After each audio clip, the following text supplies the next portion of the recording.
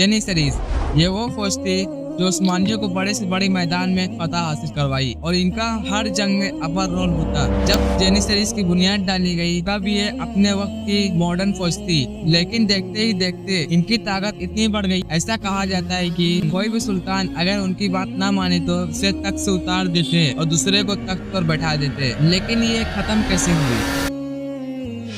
जब उस्मान ने अपनी सल्तनत की बुनियाद डाली तो उस समय कोई परमानेंट फौज नहीं थी, लेकिन जब सुल्तान मुराद अव्वल का दौर आया तो इन्होंने एक बेहतरीन फौज की बुनियाद रखी जिसका नाम था जेनिसरीज, जिसे जेनिसरीज कहते हैं। कुछ लोग कहते हैं कि इस फौज की बुनियाद अलाउद्दीन बेग ने डाली, तो ये बात कितनी सच है ये तो हम नहीं कह सकते। खैर, ये उस वक्त की सबसे मॉडर्न फौज थी। इन फौज में भर्ती होने वाले को अल्बानिया, ग्रीस, बुल्गारिया और बाकी ईसाई इलाकों से भर्ती किया जाता था और इन्हें दीन की तालीम देते और इनको अच्छी ट्रेनिंग दी जाती और वक्त पर तनख्वाह मिलती। ऐसा कहा जाता है कि इनको 40 साल से पहले तिजारत और शादी करने पर पाबंदी थी और इनका जो लीडर होता था उन्हें आगा कहा जाता था। मेरे ख्याल से उस्मानी सल्तनत जेनिसरी पे बहुत ज्यादा ध्यान दे रही थी और इनका ये रिजल्ट निकला कि बड़े से बड़े मैदान इनके सामने टिक ना सके, जैसा कि कोसोवो, निकोपोलिस, कॉन्स्टेंटिनोपल, मोहाक्स वगैरह में, और इन्हीं का बहुत अहम रोल रहा सल्तनत उस्मानी को मजबूत बनाने में। इसी तरह वक्त गुजरा, सुल्तान गुजरे और जेनिसरीज मजबूत होते गए। फिर एक वक्त ऐसा आया कि सुल्तान तो सिर्फ नाम के सुल्तान थे, असल ऑर्डर तो इनका चलता था। जो भी सुल्तान इनकी बात को इनकार करता उन्हें तख्त से उतार दिया जाता। लेकिन